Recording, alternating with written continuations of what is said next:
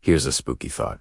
What if falling in love wasn't just fate, but something you could actually understand, even shape? Most people think love just happens. A spark, a look, a mystery you can't explain.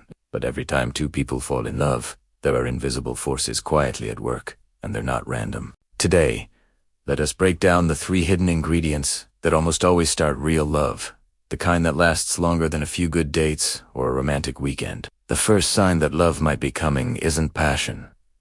It's curiosity. When you're truly drawn to someone, you don't just want to look at them, you want to know them. You start asking questions. Not small talk, but real ones. Like, what made you choose that career? Why do you think that breakup hurt so much? Where do you see yourself 10 years from now? It's not an interrogation. It is un appétit. You want to understand their story the way you'd read a good book. Page by page, slowly, with genuine attention. And the right kind of curiosity feels effortless. You don't even realize you're asking. They just make you want to listen. Sometimes the most powerful questions are soft and unfinished. I guess that must have been tough. Or I wonder what it felt like to go through that. These small invitations open emotional doors. They tell the other person, I see you. But the deepest curiosity isn't about their achievements. It's about their pain. Ask someone what they're proud of, and you'll learn what they show the world. Ask them what hurt, and you'll see who they really are. Love begins when we re-curious about the parts people usually hide, the breakup that still stings. The parent who never said, I'm proud of you. The college years when they felt invisible. That's the kind of attention that makes someone think, this person doesn't just like me, they get me. Because being known is the most romantic feeling in the world. Now, here's the paradox. As much as we crave being known, we're terrified of being judged. That is why the second ingredient of love is broad-mindedness. The ability to make someone feel safe in their weirdness. The best people to fall in love with aren't flawless. They're accepting.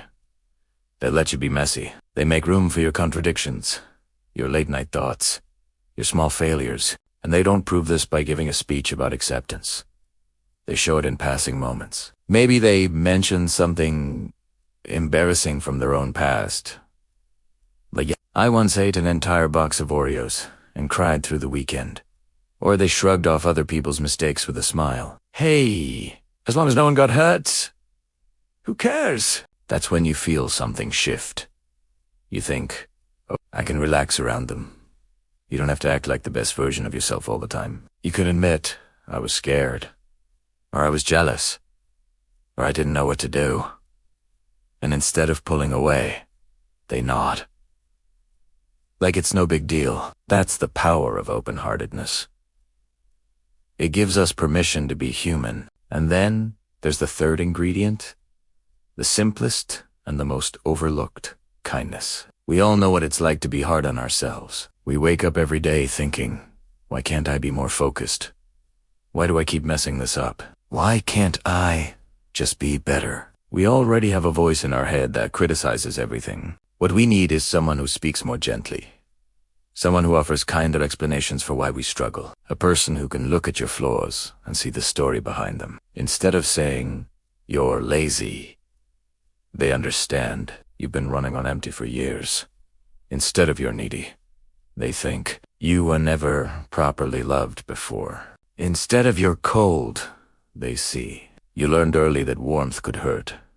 Kindness isn't softness, it's strength under control. It's the ability to understand without excusing, to forgive without forgetting, and to hold someone's hand through the mess. Most of us spend our 20s and 30s chasing the surface. We hope our future love will be gorgeous, successful, spontaneous, all the things we think prove we've won at life. But what actually makes us feel safe, years down the line, are these 3 quiet things. Curiosity, broad-mindedness, kindness. They're not flashy, you can't post them on Instagram, but they build a kind of home no money can buy.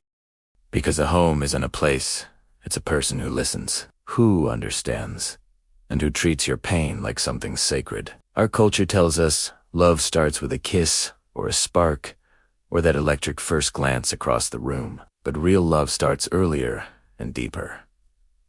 It starts in conversation, in curiosity that doesn't fade, in the quiet recognition that says, "You're safe here." You don't fall in love when someone touches your hand. You fall in love when they touch your truth. So, if you ever wonder whether what you're feeling is real love or just excitement, ask yourself 3 questions.